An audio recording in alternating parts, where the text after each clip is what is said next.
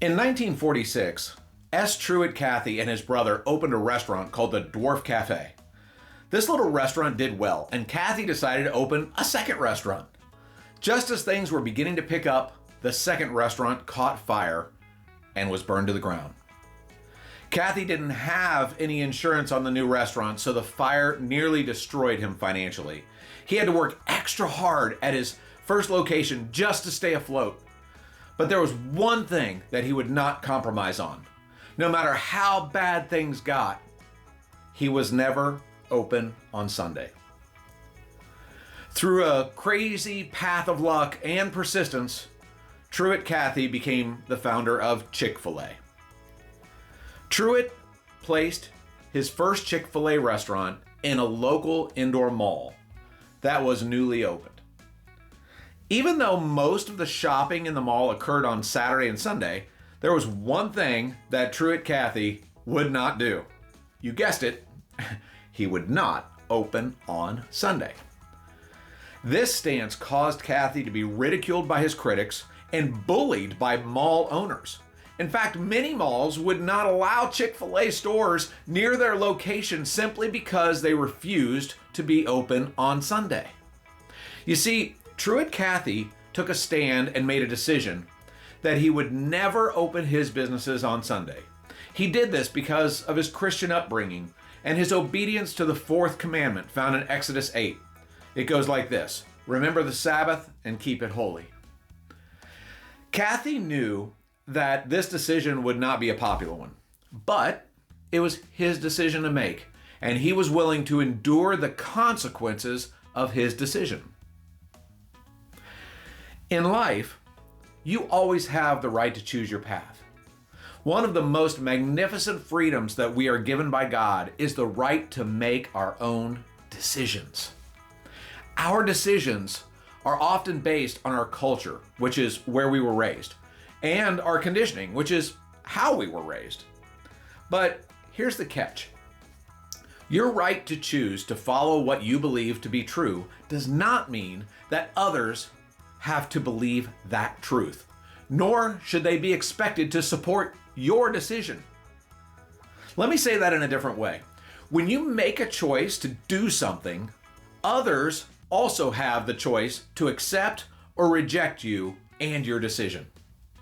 The choices we make in life have consequences.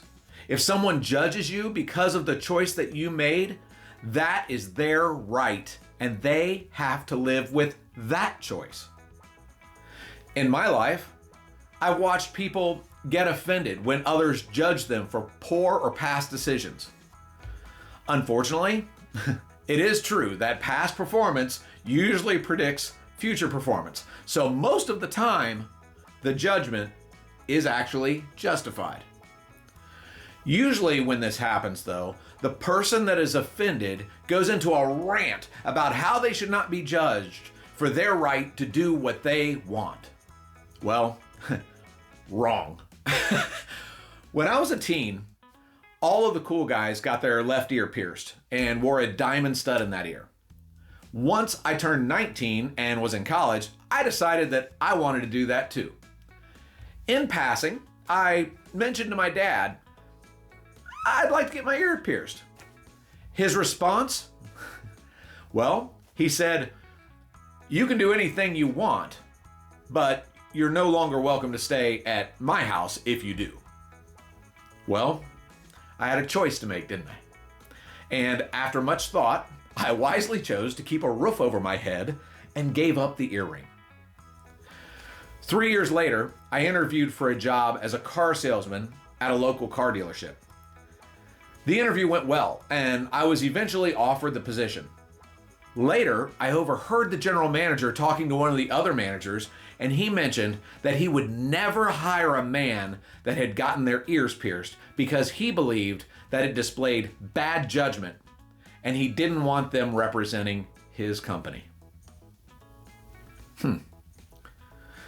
I went on to have a 26-year career with that company and achieved many accolades, but I wouldn't have even gotten the opportunity had I pursued getting my ear pierced 3 years earlier.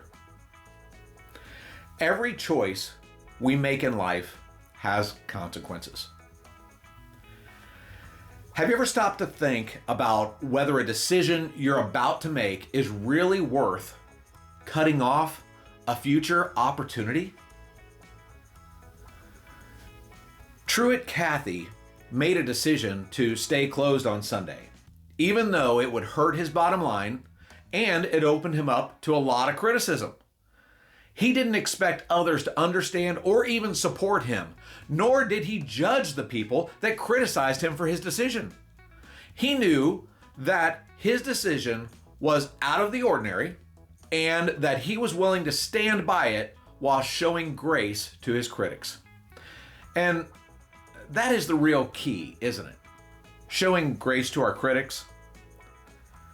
Call these people what you want, but if your choices and actions are the reason for their judgment, then it's up to you to accept their judgment and be okay with it. There's an equation that I often teach in my classes that I try to live my life by, honestly, and that equation goes E plus R equals O.